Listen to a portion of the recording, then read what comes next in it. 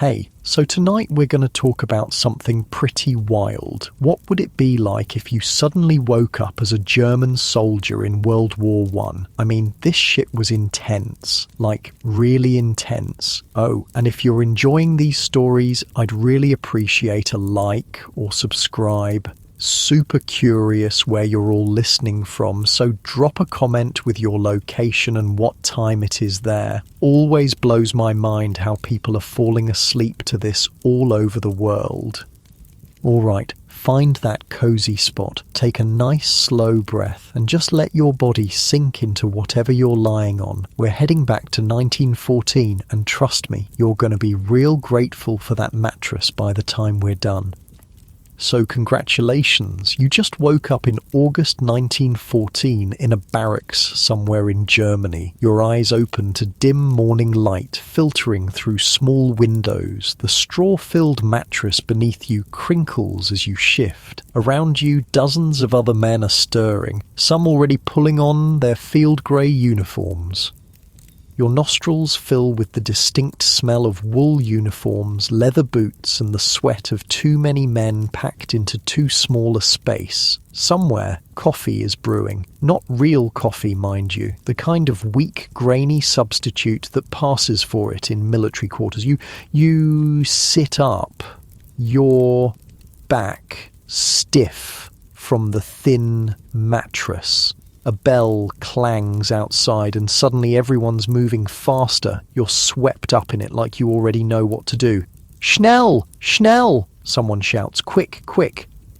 You find yourself dressed in a scratchy wool uniform. Field grey they call it, but it's more like a greenish grey that fades to a duller shade after washing. The boots are stiff leather, already worn in the right places for your feet. That's weird, right? Like they've been yours for months. The jacket buttons up tight around your neck with silver buttons that you're careful not to polish too brightly. Don't want to make yourself a target. You place a cap on your head. Not the famous spiked helmet yet, that's for later. Just a simple field cap for now. And you know, somehow that war has just been declared. The excitement is palpable. Everyone's talking about being home by Christmas. You'll march through Belgium, knock out France real quick, then deal with Russia. Simple plan. You've trained for this. Every German man has, basically. You're part of the Kaiser's army now? Not by choice, exactly. In Germany, military service has been compulsory for men since forever. 2 or 3 years of active service starting at age 20. But here's the thing, almost nobody here is complaining. It's 1914 and the whole country is swept up in war fever. We'll be in Paris in a month, says the guy beside you, who you somehow know is named Heinrich. He's grinning as he straps on his gear. The French will run at the first sight of us. You nod, but something in your gut feels wrong. Maybe it's the fact that you know how this all turns out, or maybe it's just breakfast, a chunk of dark bread and that coffee substitute that tastes like dirt. Outside, thousands of men are gathering. The equipment feels heavy but familiar. You've got this leather belt around your waist with pouches containing 120 rounds for your Mauser rifle. A bread bag hangs at your side, holding your personal items and rations. Your canteen is attached to it. At your hip is a bayonet, thicker and more brutal looking than the British equivalent. The rifle itself, the Gewehr 98, is solid in your hands. Long and accurate, but awkward in tight spaces. 5 rounds in the chamber. You've drilled with it hundreds of times, it seems. Your body remembers even if your mind is confused. The morning is bright and warm. Summer in Germany. People line the streets as your regiment marches toward the train station. Girls throw flowers. Old men salute. Everyone cheers. You march and march, swept along in this river of field grey uniforms, thousands of men, all headed to war with smiles on their faces. If only they knew. The train takes you west, toward Belgium. Guys are singing patriotic songs, playing cards, writing letters home. It's like a holiday mood. And why not? The officers keep saying you'll be home by Christmas. The Kaiser says it's necessary, Heinrich tells you, his face serious now. France and Russia were going to attack us anyway. Britain too, probably. We're just beating them to it. You nod again. What else can you do? Days pass in a blur of marching. More train rides, more marching. The weight of your pack digs into your shoulders. Your feet develop blisters, then calluses. The summer heat makes your uniform stick to your skin with sweat. The wool smells worse each day. And then, suddenly, you're at the Belgian border. The officers are shouting orders. There's tension now. This is it. The war is about to begin for real. Nobody looks so cheerful anymore. Reality is setting in. The Belgians won't just let you pass through. They're going to fight. And the British have joined the war too, which wasn't supposed to happen so fast. Your battalion moves through small Belgian towns. Some are already burning. Civilians watch with fear and hatred in their eyes. You've heard rumours that Belgian civilians are attacking German soldiers, so everyone's on edge. And then comes your first battle. It happens so fast. One moment you're marching down a country road, the next you're diving for cover as bullets whiz overhead.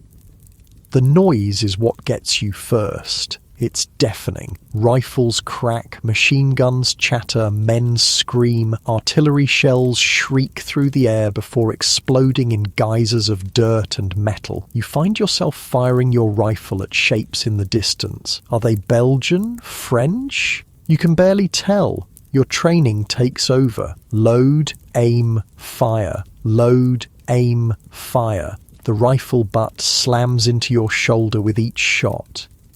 Heinrich goes down beside you, clutching his leg. Blood seeps between his fingers. You help drag him behind a wall, then return to firing. Hours blur together. By nightfall, you're exhausted, ears ringing, hands shaking, but you're alive, and your side has won this small engagement. The Belgians have retreated. That night, you sleep in a farmhouse that's been abandoned. You're too tired to even remove your boots. Your dreams are filled with the sounds of battle. You jerk awake at every noise. The push continues. Each day brings more fighting, more marching, more death. But you're moving forward, always forward, into France now. The Great Schlieffen Plan is working. Swing wide through Belgium, then down into France, encircling Paris from the north. Except it isn't quite working as planned. The Belgians slowed you down. The British are fighting hard alongside the French, and the Russians have mobilized faster than expected in the east. By early September, you're exhausted. Your unit has been marching and fighting for a month straight. Your uniform is filthy, your body thin from inconsistent meals, but you've made it close to Paris. Victory seems within reach. Then the order comes: retreat. The French and British have counterattacked at the Marne River. The German advance has been stopped. You fall back with the rest of your unit, confused and demoralized. This wasn't supposed to happen. Paris was almost within reach. Now you're digging in north of the Aisne River, creating defensive positions, and that's how it begins. The trenches. At first, they're just shallow scrapes in the dirt, places to take cover from enemy fire, but as days turn to weeks, they grow deeper, more complex. By October, you're living in a trench. The autumn rains have started, turning the floors to mud. You slosh through water that sometimes reaches your knees. Your feet are constantly wet, the skin starting to rot. Trench foot, they call it. But here's the thing about German trenches. They're better built than the Allied ones. The Germans, you, are planning to stay on the defensive now.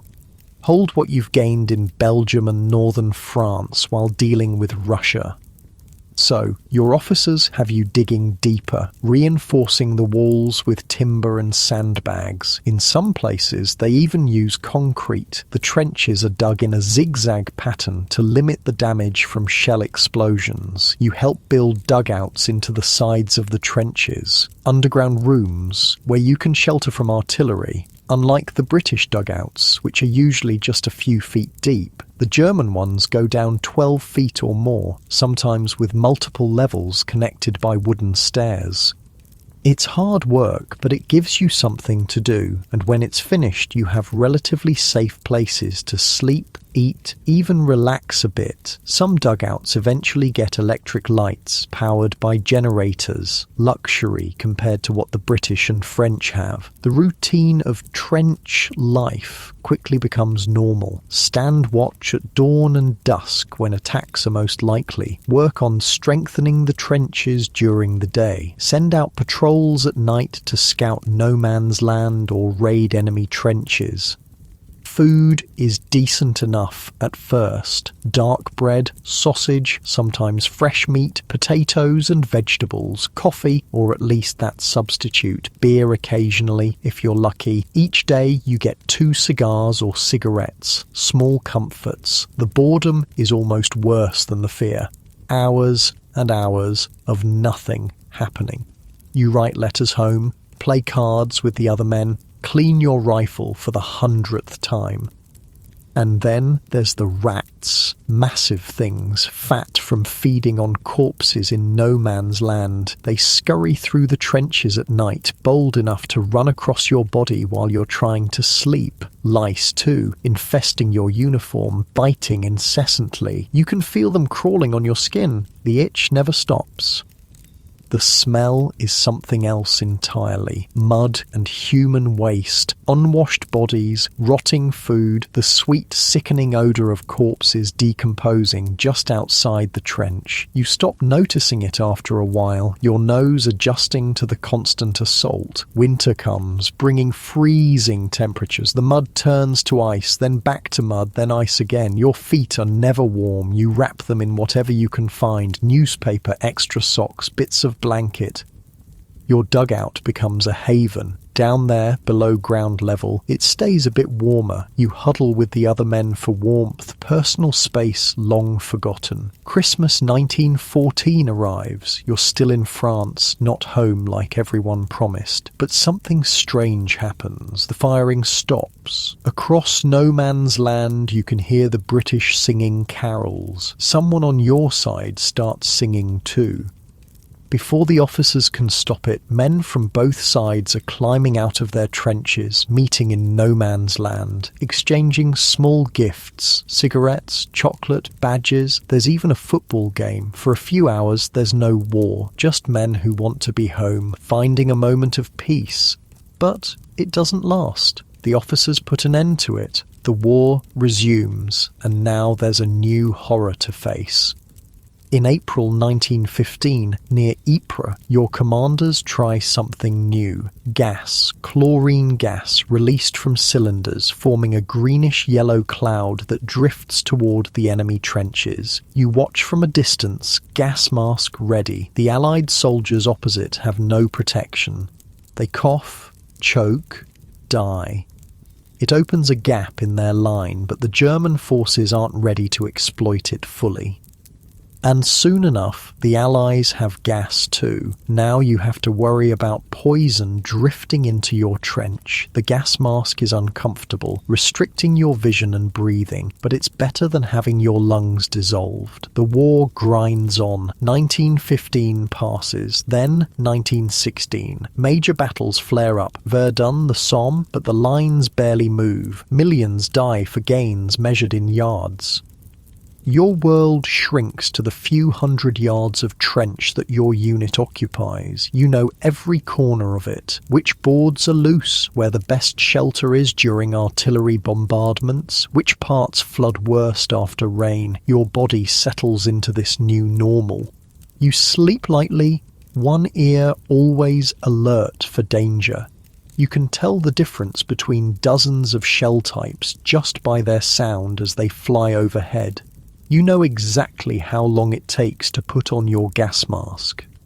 Friends die. New men arrive to replace them. They look so young, so clean. They haven't learned yet how to survive. Many don't last long. You survive because you're careful. You keep your head down. You don't volunteer for dangerous missions. You maintain your equipment. You watch for signs of trench foot and treat it early.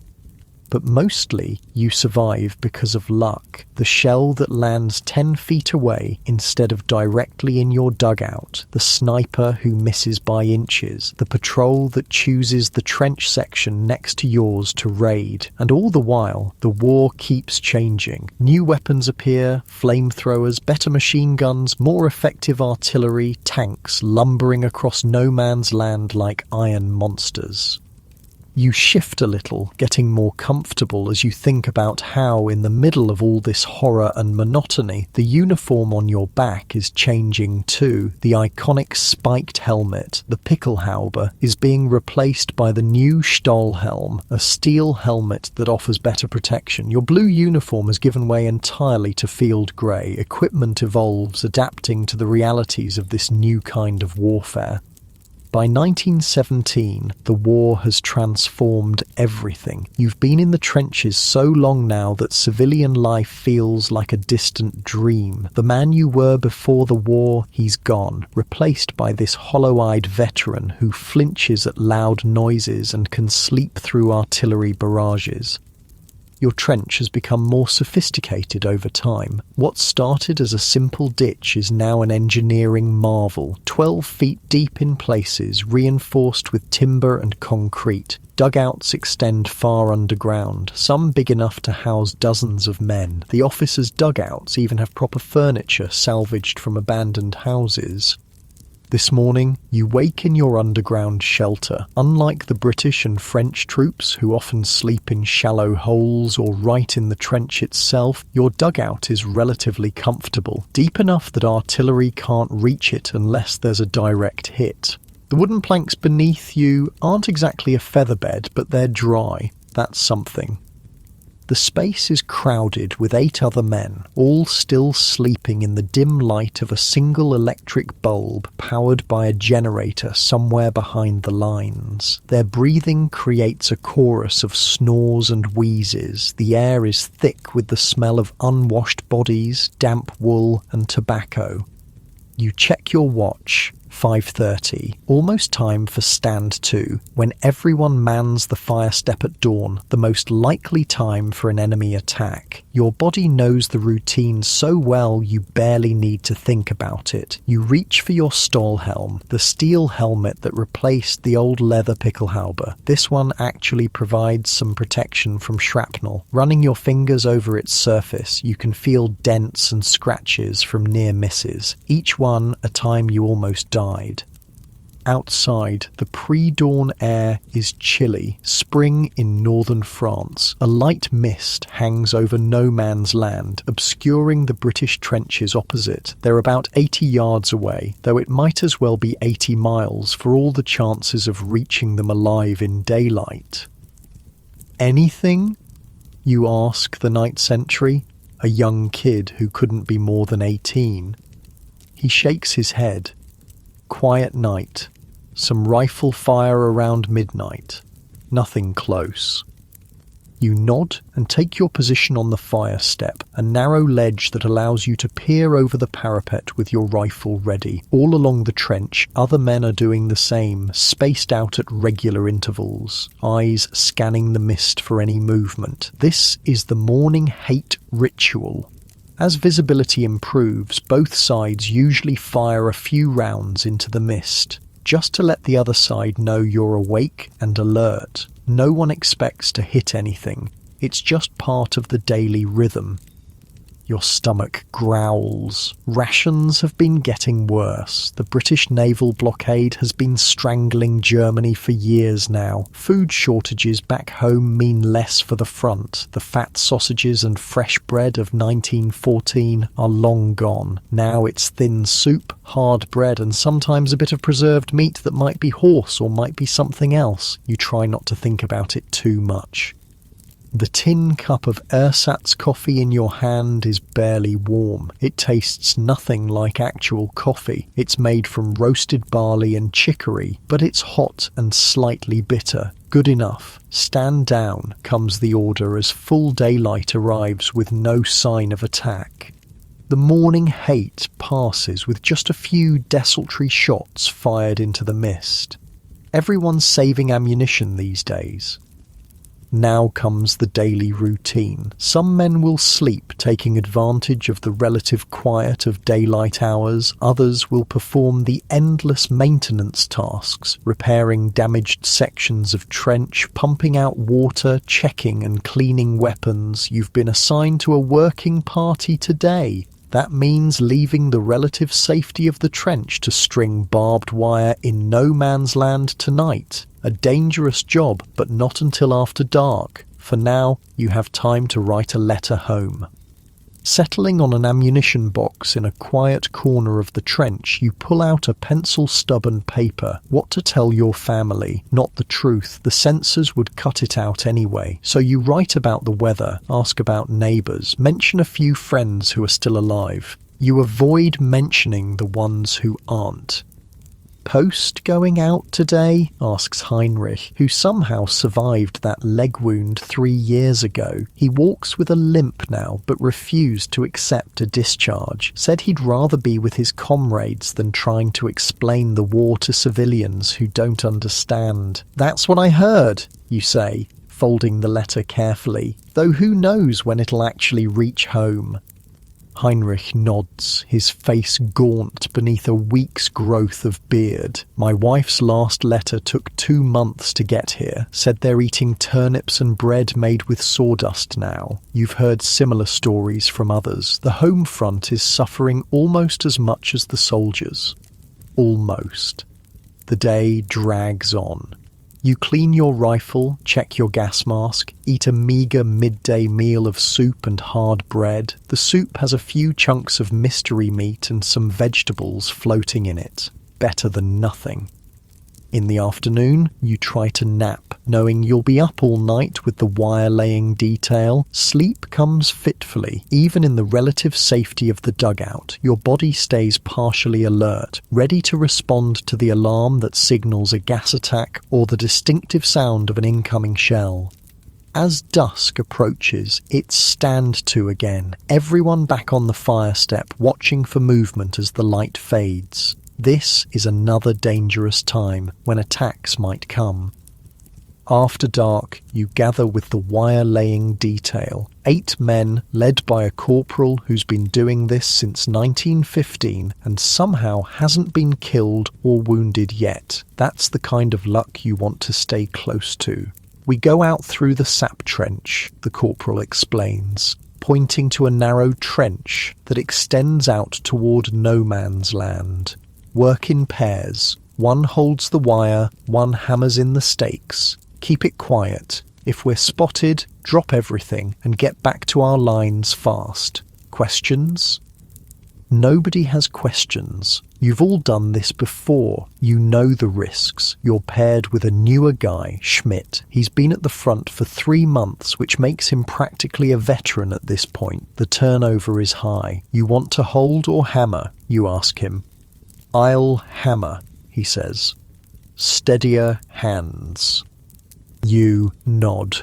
That means you'll be handling the barbed wire itself, which inevitably leads to cuts and scratches no matter how careful you are with the gloves. But Schmidt is right. The hammering needs to be done as quietly as possible, with steady, controlled movements. It's the harder job. The group moves out through the sap trench, then crawls the last 20 yards to the position where the new wire will go. The night is cloudy, which is good. It makes it harder for the British to spot you, but there's enough moonlight filtering through to see what you're doing.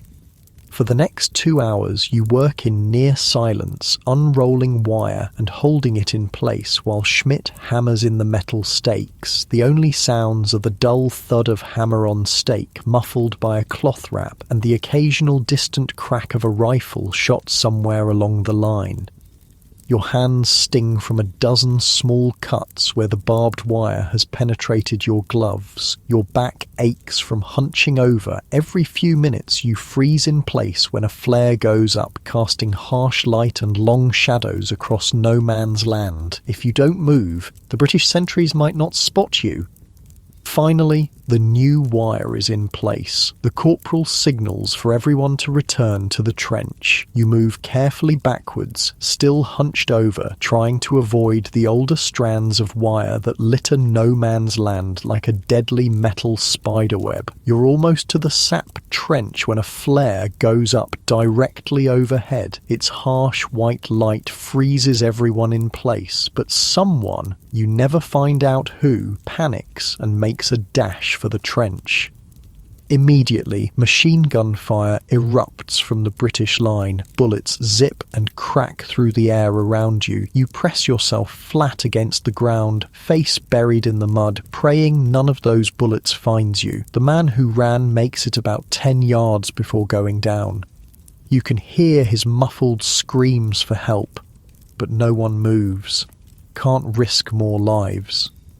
After what feels like hours, but is probably just minutes, the British fire slackens. They can't maintain it all night, and they can't be sure of hitting anything in the dark. The flare burns out. Back to the trench, the corporal whispers. Now, crawl. You don't need to be told twice. On your belly, you crawl the remaining distance to the sap trench, then scurry along it back to the main line. Your uniform is caked with mud, your hands bleeding from the wire cuts, but you're alive.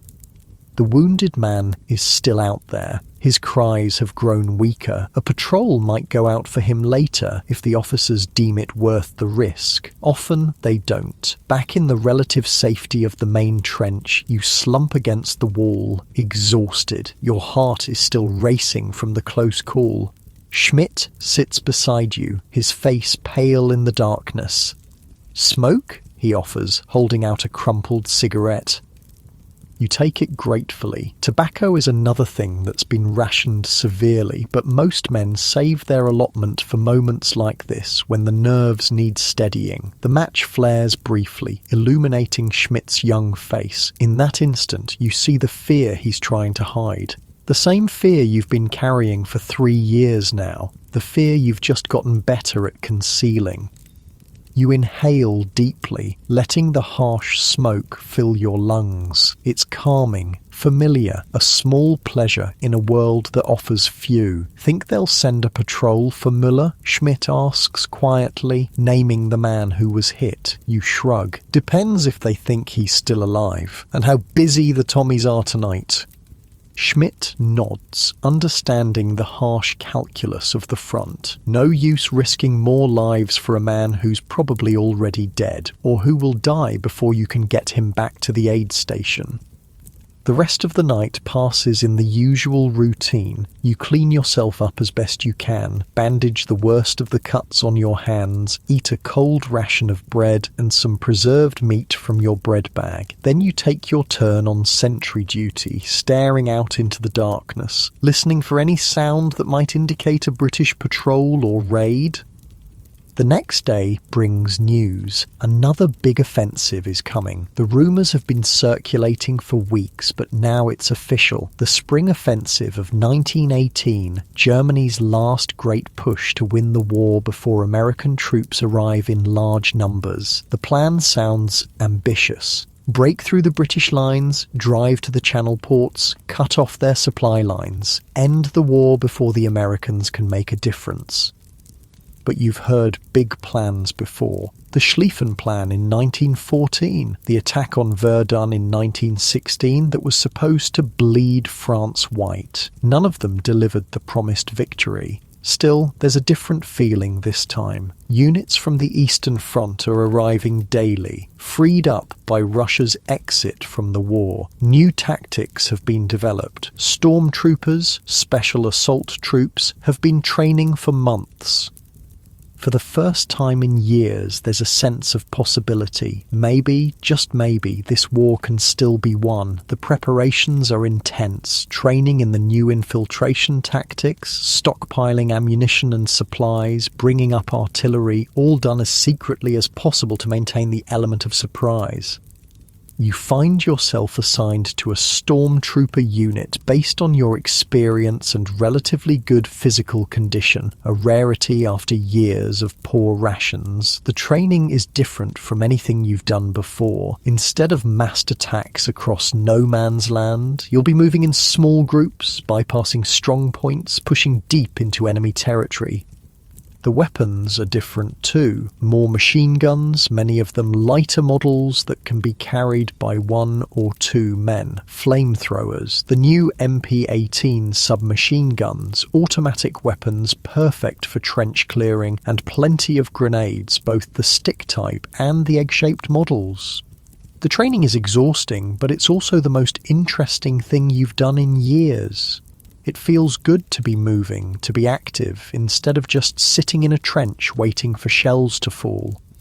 And there's better food, at least temporarily. The army is making sure the assault troops are well fed. Meat appears in the stew again. There's even real coffee occasionally. As the offensive draws closer, tension builds. Everyone knows this is Germany's last best chance. The British and French are exhausted too, their armies depleted by years of grinding warfare. But the Americans are coming. Fresh troops, vast industrial capacity, seemingly limitless resources. It has to be now or never. The night before the attack, you try to sleep but can't. No one can. The dugout is filled with restless men checking equipment, writing last letters home, quietly talking in small groups. You think about all you've survived to reach this point. The early battles in Belgium, the retreat from the Marne, years of trench warfare, gas attacks, artillery bombardments that turned the landscape into a cratered moonscape, raids and counter-raids across no man's land. So many close calls. The bullet that passed through your sleeve without touching skin, the shell that buried you alive until your comrades dug you out, the gas attack where your mask leaked slightly, leaving you coughing blood for days but still alive when others died. And now it comes down to this. One massive push to break the stalemate and end the war. Will you survive this too? The odds aren't good. The initial assault troops always suffer the heaviest casualties, but what choice do you have? Desert? You'd likely be caught and shot. And where would you go anyway? The enemy lines are just as dangerous, and home is hundreds of miles away across a war zone. No, you'll do your duty, like you always have. Follow orders. Try to stay alive. That's all anyone can do in this war. As dawn approaches, you gear up. The Stahlhelm sits heavy on your head. Your ammunition pouches are full, extra grenades hanging from your belt. The MP-18 is a comforting weight in your hands, far more effective for close combat than the old Mauser rifle. Your body feels tense, but ready. 4 years of war have turned you into something you never expected to be. A professional soldier, skilled in the art of killing and surviving. Around you, thousands of other men are preparing the same way. The trenches are packed with troops, far more than usual. The attack will come on a wide front, a massive effort to rupture the Allied lines. The artillery begins before dawn, thousands of guns firing in a carefully orchestrated bombardment. Not the days-long shelling that telegraphs an attack, but a short, intense barrage designed to stun and suppress rather than destroy. Gas shells mix with high explosives, forcing the British to don their masks, making it harder for them to fight when the assault comes. You check your watch, counting down the minutes. The bombardment will last exactly 2 hours. Then you go over the top. Your mouth is dry. Your heart pounds in your chest. Around you, men make final adjustments to their equipment, some praying quietly, others silent with their own thoughts.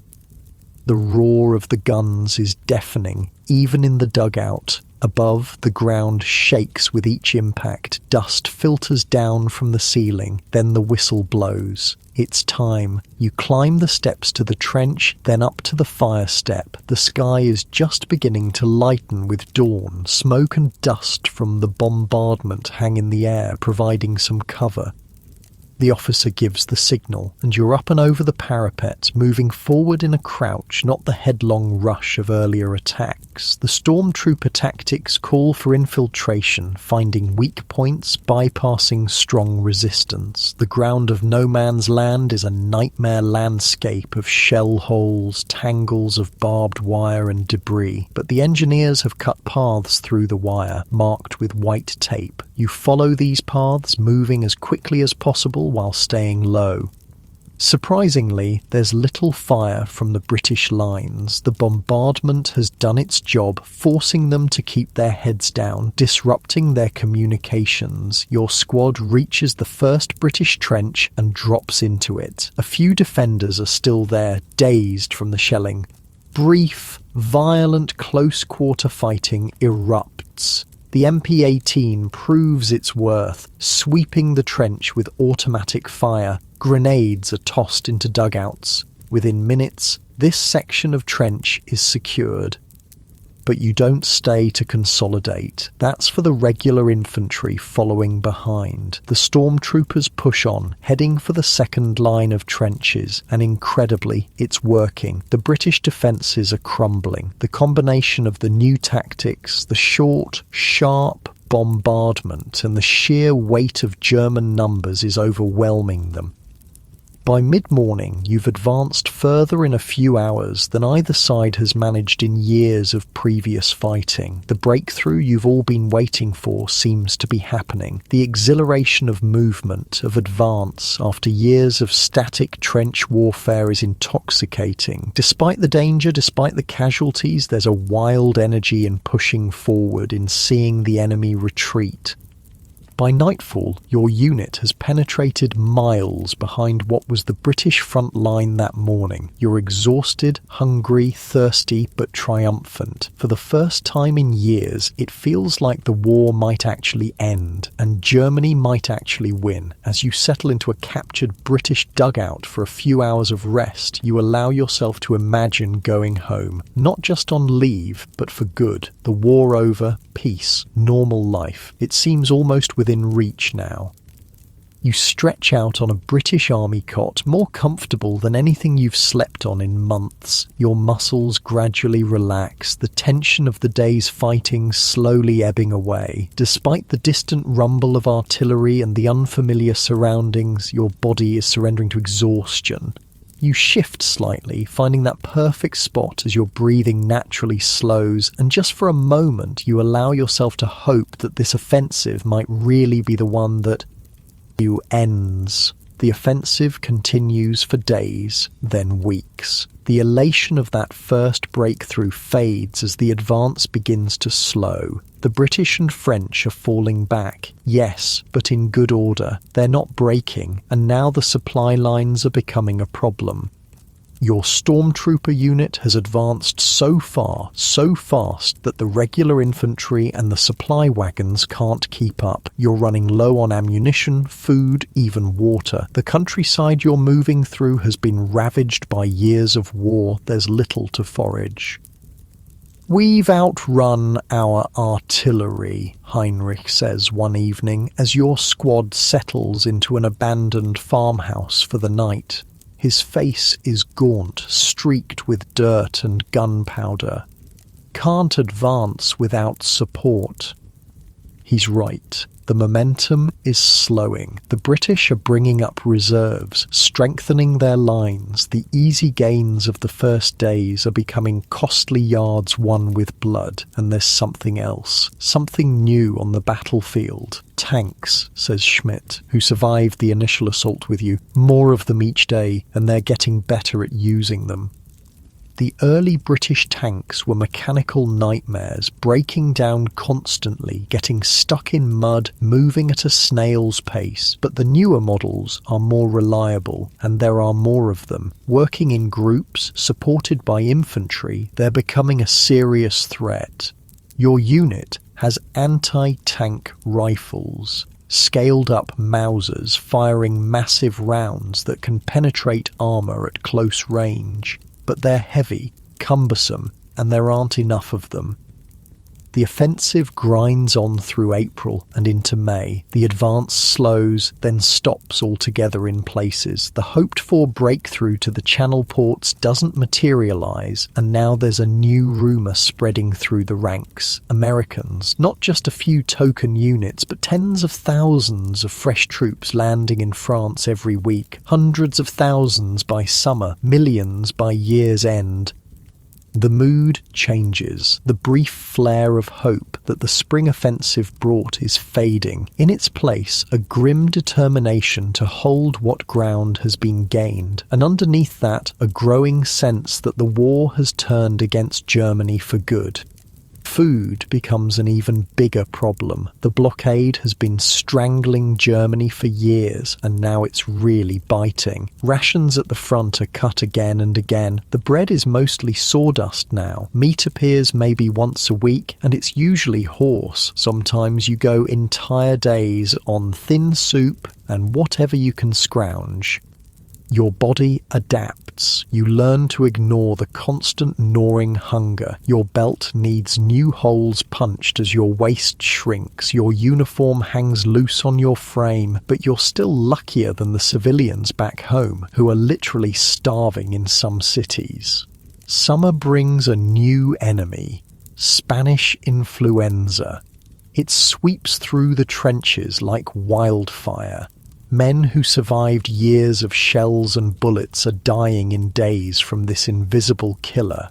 The medical stations are overwhelmed.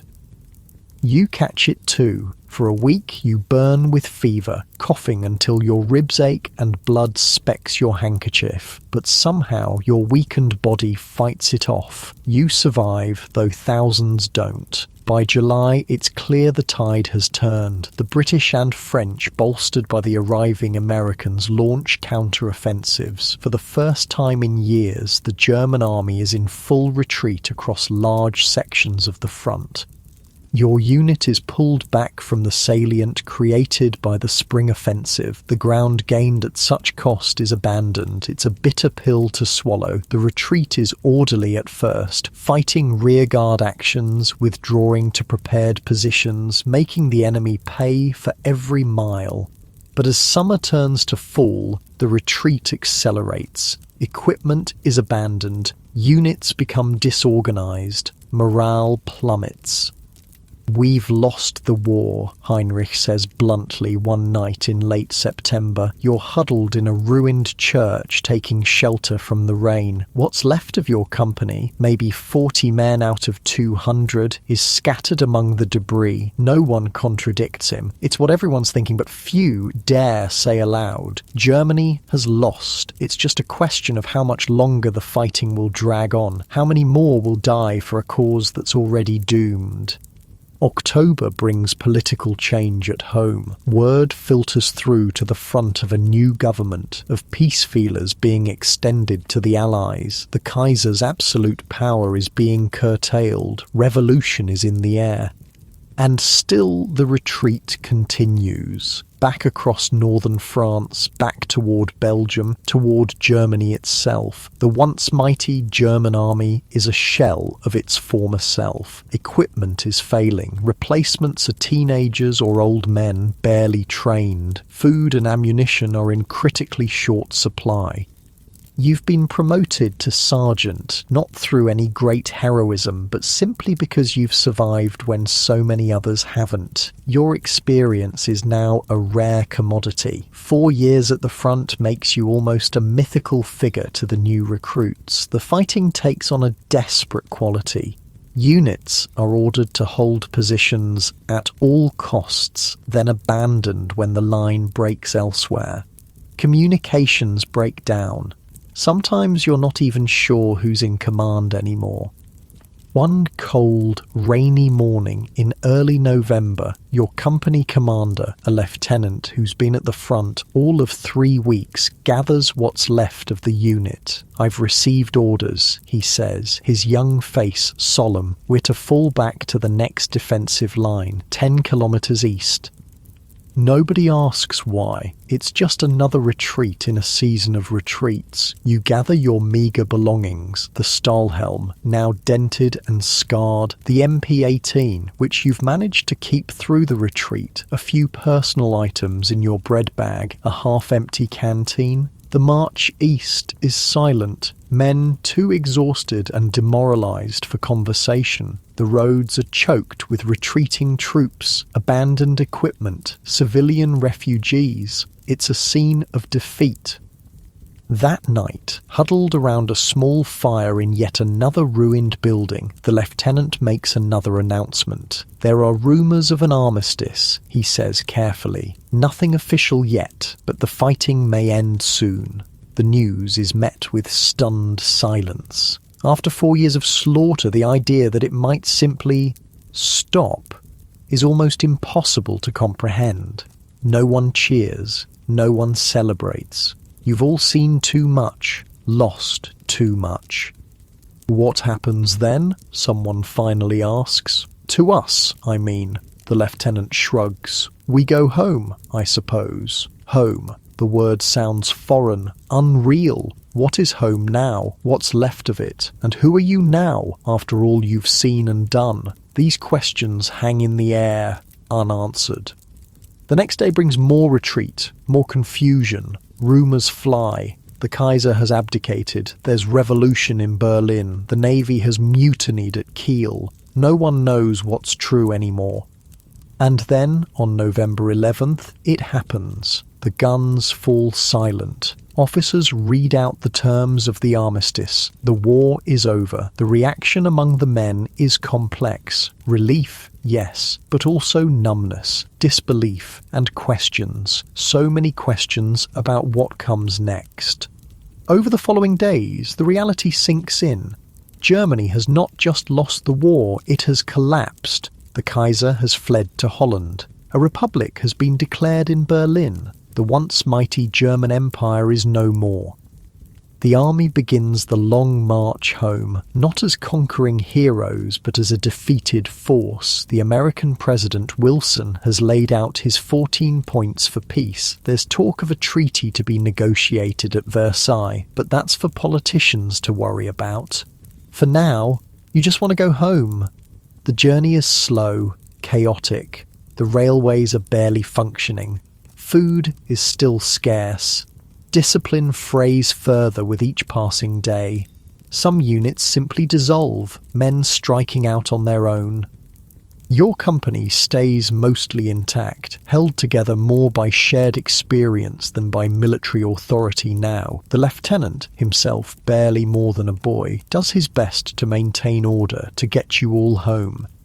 Home is a small town in Bavaria for you. You haven't seen it in 2 years, not since your last leave. Letters have been sporadic in recent months, so you're not even sure what you'll find there. Your parents, if they're still alive, the girl you were engaged to before the war. Has she waited? 4 years is a long time. As the ragtag column that was once a proud German regiment approaches the border, you find yourself thinking back over the war years, the initial excitement and patriotism, the shock of real combat, the grinding horror of the trenches, the moments of camaraderie that made it bearable, the countless close calls that somehow left you alive when so many others died.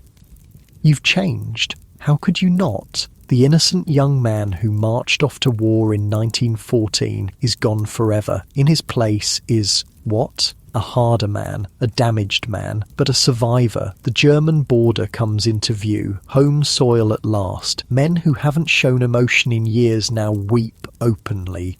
Some fall to their knees and kiss the ground. You feel, you're not sure what you feel. Relief. Certainly, but also apprehension. The war may be over, but its effects will linger in your mind, in your dreams, in the missing limbs and scarred bodies of millions of veterans, in the holes left by the millions who will never return. What kind of Germany are you returning to? What kind of life can be built from the ruins of the old order? These questions have no easy answers, but one thing is certain. You've survived, against all odds, through 4 years of the most destructive war humanity has ever known. You've made it home. That night, you're first back on German soil, you find a barn to sleep in. The hay is softer than anything you've slept on in months. Outside, it's beginning to snow lightly, the first winter of peace. As you lie there, staring up at the rafters, your body finally begins to relax truly and deeply for the first time in years. The constant vigilance, the hair-trigger alertness that kept you alive at the front begins to ebb away. Your breathing slows, your muscles unclench. You're safe. You've survived. The questions about the future, about Germany's fate, about your own place in this new world, can wait for tomorrow. Tonight, you're simply grateful to be alive, to be home.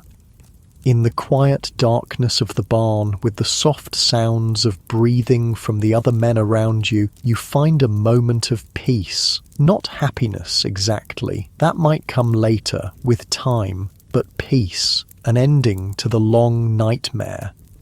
Your eyelids grow heavy, but you resist sleep for a moment longer, savouring this feeling. Around you, some men are already snoring. Others talk quietly, making plans for when they reach their hometowns. Your limbs feel pleasantly heavy as your body sinks deeper into the hay. You shift slightly, getting more comfortable as your thoughts drift to the small Bavarian town where you grew up, wondering what remains of it, what remains of you. Your breathing settles into a steady rhythm as memories of home mix with the harsh realities of what you've just lived through. The journey home takes longer than expected. Germany is in chaos. The revolution that started with sailors in Kiel has spread. Workers' councils have taken control in some cities. There are food riots, political assassinations, armed clashes between communists and nationalists.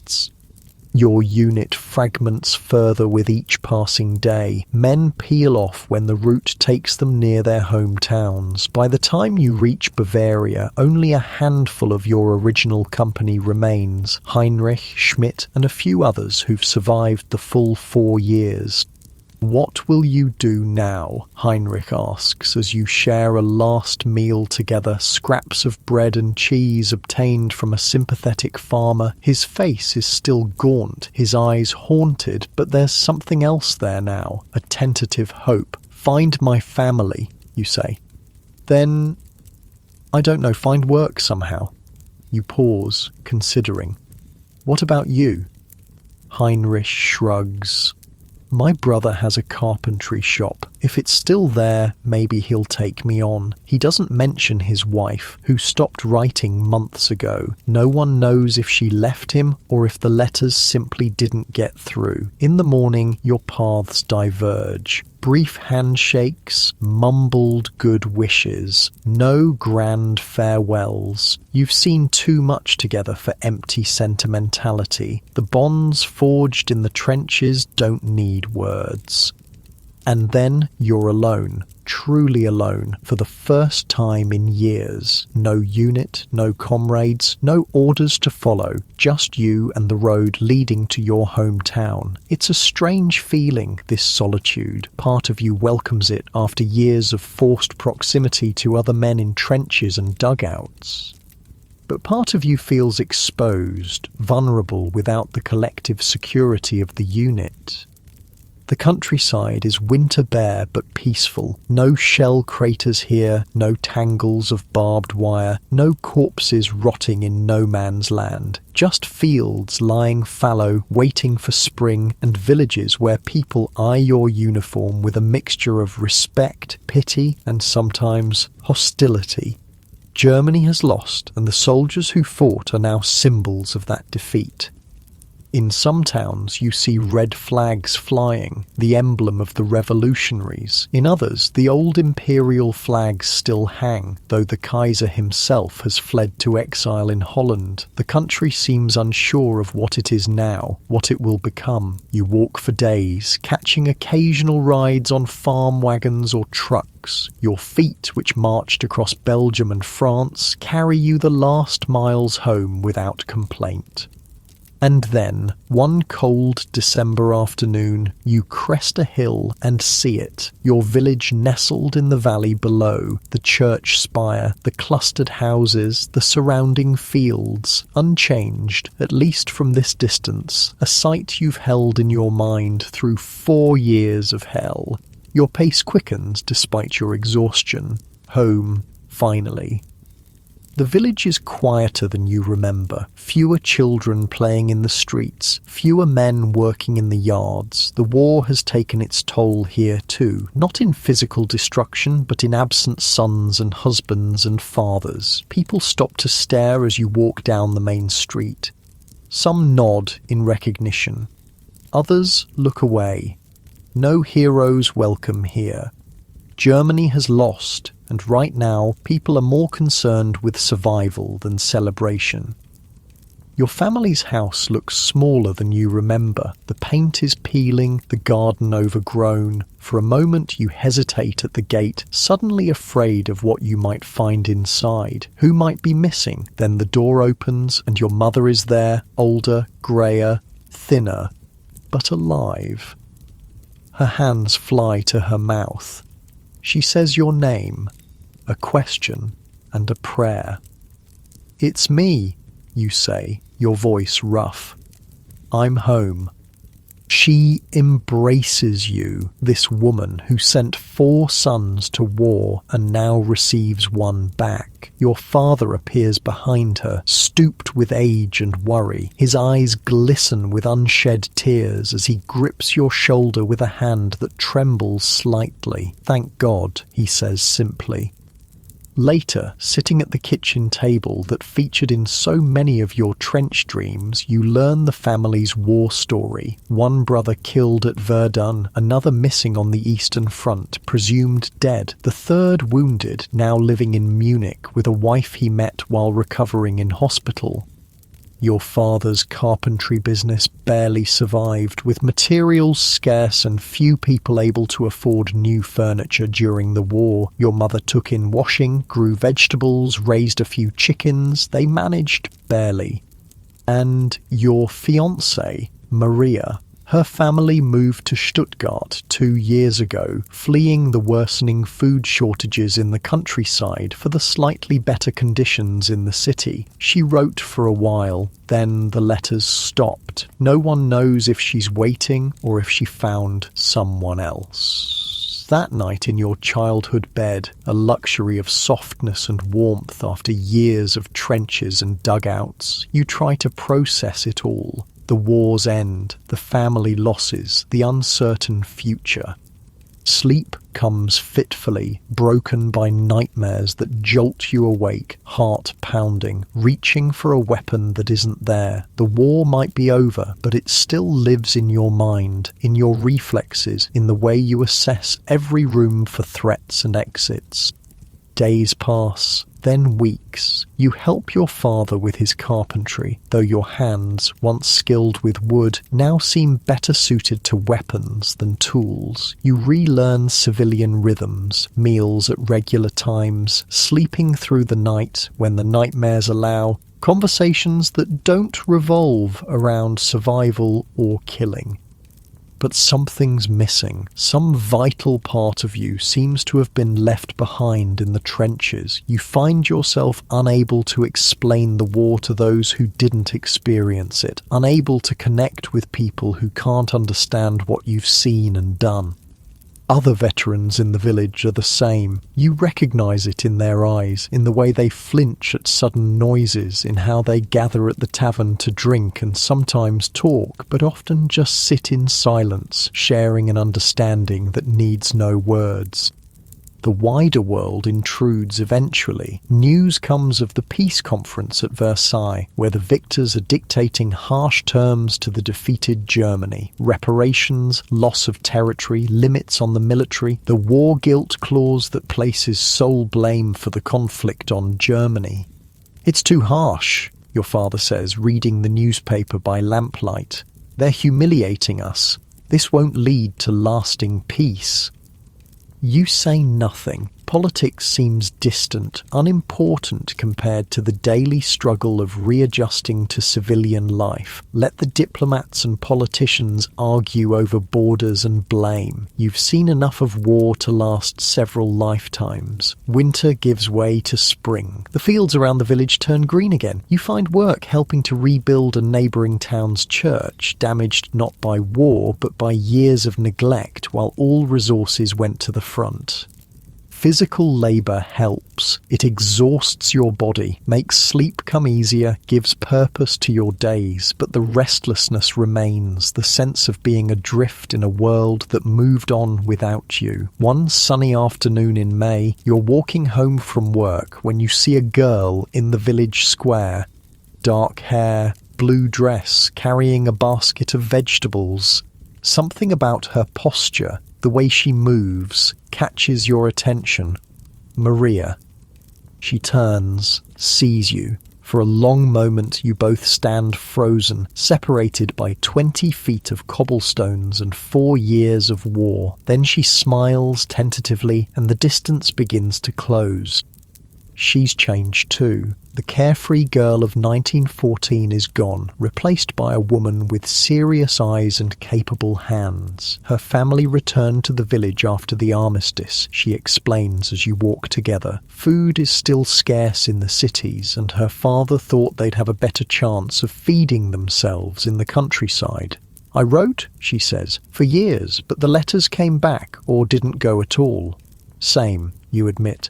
I thought maybe you'd found someone else. She shakes her head. I waited. Not everyone did, but I did. It's not a fairy tale reunion. Too much has happened to both of you. You're both wary, careful with each other, but it's a beginning, a possibility. That night, you dream of the trenches again, but differently, not the usual nightmare of shells and gas and dying comrades. Instead, you're walking along a quiet section of the line, and ahead of you is a door leading home. You step through, and the war falls away behind you like a discarded coat. You wake feeling rested for the first time in years. Summer brings both challenges and hope. The Treaty of Versailles is signed, making official the harsh terms imposed on Germany. Economic hardship continues, inflation begins to climb as the government prints money to meet its obligations. But there are positive changes too. The Weimar Republic is established, bringing democracy to Germany for the first time. Women get the right to vote. There's a cultural flowering in the cities, a desperate embrace of life after so much death. In your village, life follows older rhythms. The crops grow, people marry, have children, die. The church bells ring on Sundays. Slowly, the empty places left by those who never returned from the war are filled, if not forgotten. You and Maria grow closer, carefully rebuilding what was lost. She doesn't ask about the war, and you don't offer. Some burdens can't be shared, not fully, but she seems to understand the silence, the nightmares, the moments when you're present in body, but your mind is back in the trenches. In late August, you propose, using the same ring you gave her before you marched off to war in 1914. She kept it all this time on a chain around her neck. Yes, she says simply. Now, finally, yes. The wedding is small, constrained by the economic hardship that affects everyone. But there's joy in it, a defiant joy that insists on finding happiness even in difficult times. Your father gives you a portion of his land, and together with some of your army pay that you manage to save, you begin building a small house. Your carpentry skills, rusty at first, return with practice. Maria plants a garden. It's a modest beginning, but it's yours. At night, lying beside her, you sometimes find yourself marveling at the simple miracle of peace, of a roof that won't be shelled, of sleep without the need for sentries, of a future that might contain growing old together. The war recedes day by day, not forgotten, never that, but no longer dominating every thought, every reaction. The nightmares come less frequently. The reflexes that kept you alive at the front slowly give way to civilian habits. In October, news comes that your missing brother has been found alive. A prisoner in Russia, released months after the armistice, he's been making his slow way home across a Europe still recovering from war. The family reunion is tearful, joyous, tinged with grief for those who didn't return. Your brother is rail thin, his eyes holding the same haunted look you sometimes catch in your own reflection. But he's alive, another survivor. Together you begin to talk about the war in ways you can't with those who weren't there. Not everything. Some experiences are too personal, too painful to share, but enough to ease the isolation. As winter approaches again, you put the finishing touches on your new home. It's simple but solid, built to last. Like you, scarred, changed by what it's endured, but standing. On the first snowy evening of the year, you sit with Maria by the fireplace in your newly completed house. The warmth of the fire, the softness of her hand in yours, the quiet knowledge that you have survived and found your way home. These things fill you with a profound gratitude. "We made it," Maria says softly, as if reading your thoughts. "Yes, you agree, we did." Outside, snow falls silently, covering the world in clean white. Inside, in this small space you've created together, there is warmth and safety. Your body feels pleasantly heavy, muscles relaxing in the firelight. Maria's head rests against your shoulder, her breathing slow and steady. You shift slightly, settling deeper into your chair, feeling the tension of the day melting away as you watch the flames dance and let the worries of the day drift away. You've survived much worse than anything this peaceful life could throw at you. Years pass. The 1920s bring challenges to Germany that no one could have foreseen in the heady days of 1914 when you marched off to war. Hyperinflation wipes out savings. Political instability rocks the fragile Weimar Republic. Extremist parties gain support on both the left and right. But in your village, somewhat isolated from the worst urban problems, life goes on. Your carpentry business grows modestly. You and Maria have 2 children, a boy and a girl. You don't name the boy after either of your fallen brothers. Some ghosts are better left undisturbed. The war remains with you, but differently now. Less immediate, more like an old injury that aches when the weather changes. The nightmares come rarely. You can hear a car backfire without diving for cover. Progress. You rarely talk about your experiences, even with other veterans. What's the point? Those who weren't there couldn't understand, and those who were don't need you to explain. But sometimes on quiet evenings, you find yourself telling your children edited versions of your war stories. Not the horror, the death, the fear, but tales of camaraderie, of small kindnesses amid the chaos, of the strange beauty of a flare illuminating the night sky, of the international Christmas truce of 1914, when enemies briefly became friends. "Were you scared?" your son asks one night, his young face serious in the lamplight. You consider lying, then decide against it. Yes, you admit. Everyone was. Brave men aren't the ones who don't feel fear. They're the ones who do what needs doing despite the fear. He nods, absorbing this. You hope he never has to apply the lesson.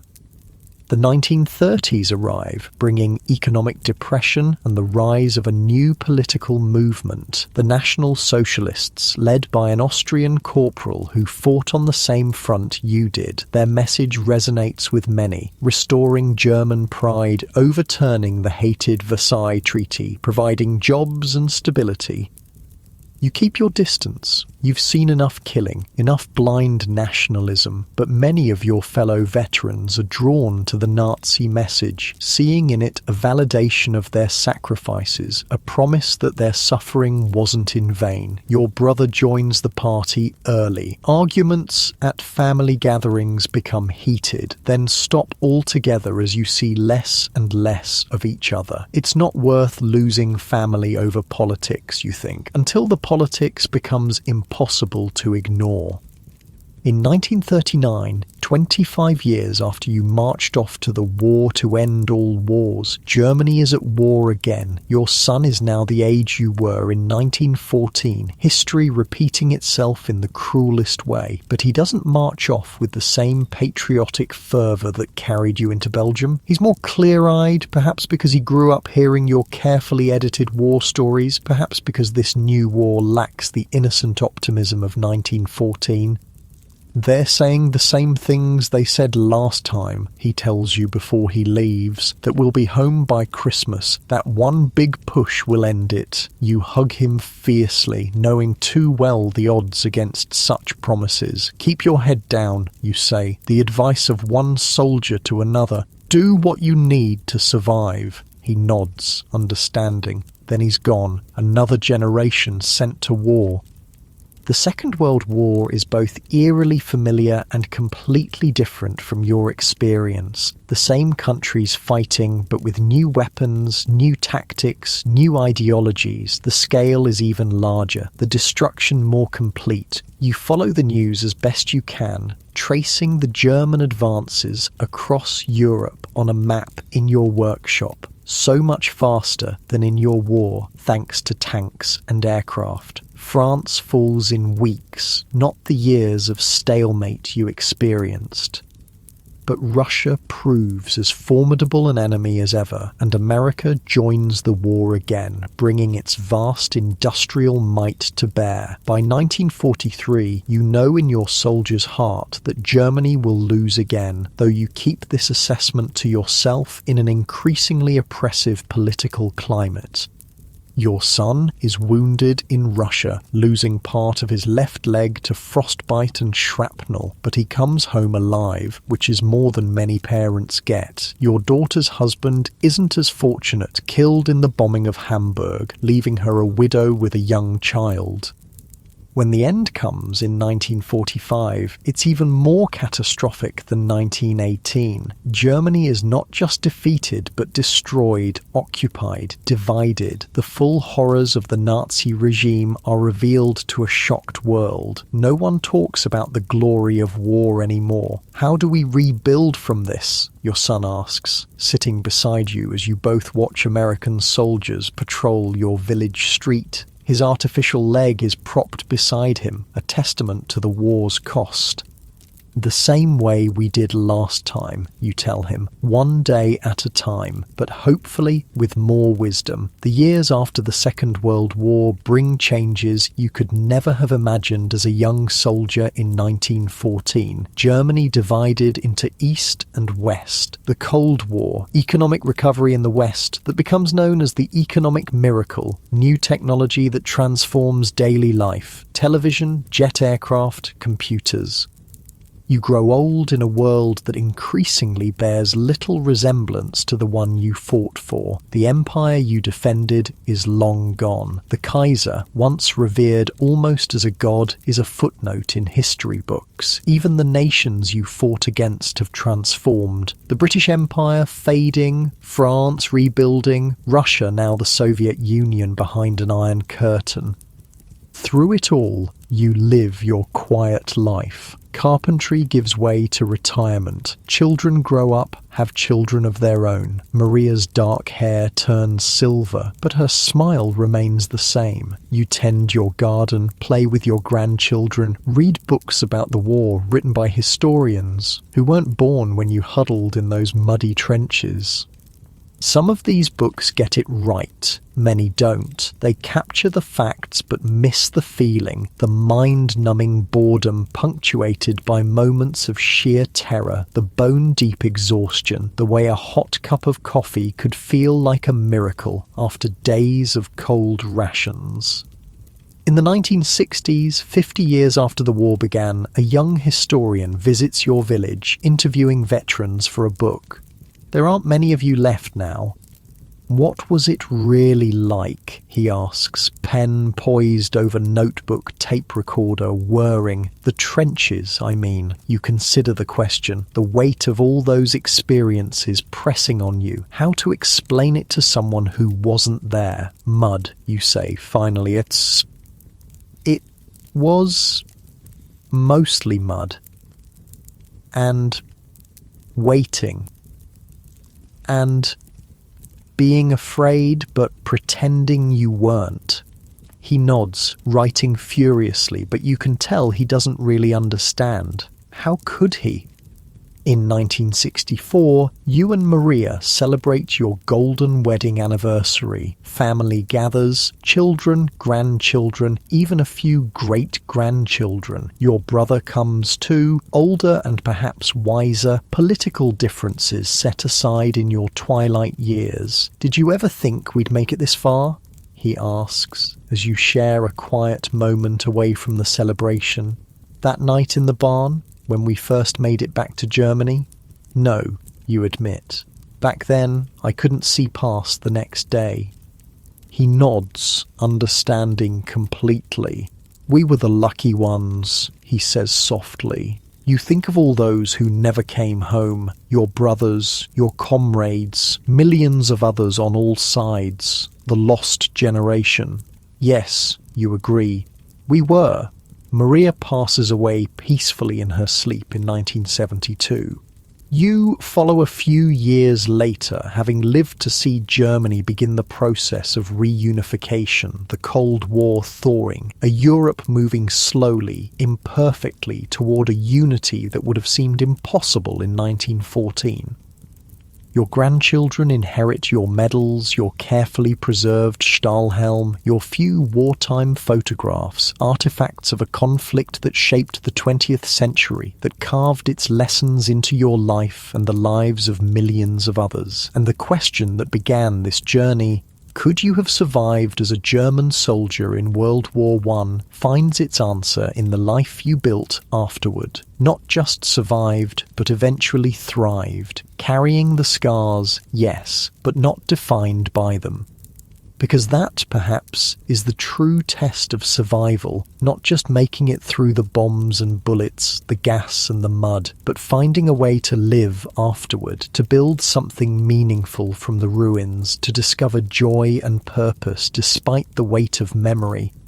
It's a lesson that resonates beyond that specific war, that specific role. It speaks to anyone who has faced trauma, loss, seemingly insurmountable challenges, the human capacity for endurance, for rebuilding, for finding light even after the darkest experiences. And now as this story draws to a close, perhaps you're feeling a little of that weight yourself. The heaviness of history, the poignancy of lives shaped by forces larger than themselves.